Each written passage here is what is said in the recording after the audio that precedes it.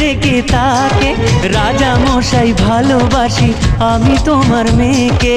তাহলে তো ভীষণ বিপদ। এখন কি করে বলে সে আসল কথা, ভেবে ভেবে রাজকুমারীর মনে ব্যথা। এক যে ছিল রাজার কুমার।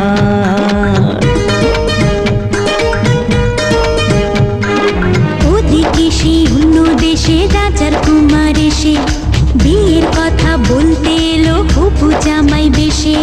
মনের দুঃখে শ্রাবণ এলো রাজকুমারীর চোখে।